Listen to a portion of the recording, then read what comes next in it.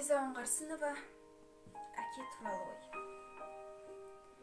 Бесікте жаттым өлдеп, сол бір сұрапыл соғыс күндерде.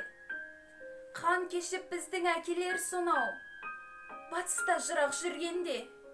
Жан әке деген бір ауыз сөзді айта алмай, қалғандар көп қой, бір мен бе?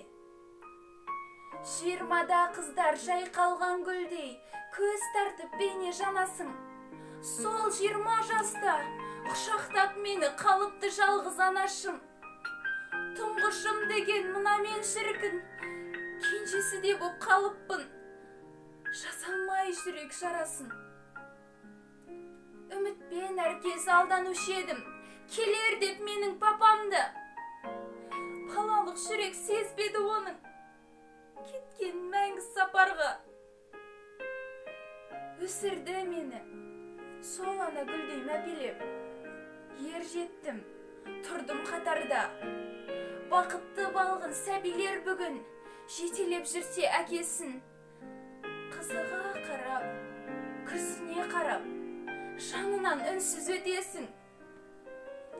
Еркелік көрмей мейірім нұрын, аңсаған көңіл мұң толқып, елшіреп кетеді екенсің.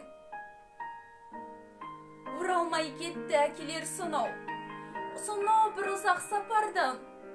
Бейуақыт сөнді албырт жүрекпен алаулап тұрған от арман. Әкенің жүзін көңілге тимей бесікте ғана қалыппыз. Жаутаңдап ұзақ есікке қарап, өткен күндерге қанықпыз. Жұмыстан апам келетін дайым, жанарына нұр тұндырып, сәби жаныма тақсалмау үшін әдейі екені бұл қылық. Жеңіспен папаң оралар ертең, дейтін ол бізді қуантып, үмітсіз үнсіз жүруден достар, күту дегенің мың артық. Жеттік ау бір күн жеңіске бізде, тойлады бүкіл халқымыз. Жеңістің күйі, ерліктің күйі, даланы кернеп шалқыды. Алаулап таулар, ал қызыл тулар, жарқылдап жеңіс жұлдызы. Жан әкем бірақ көре алмай кетті ұл қызын.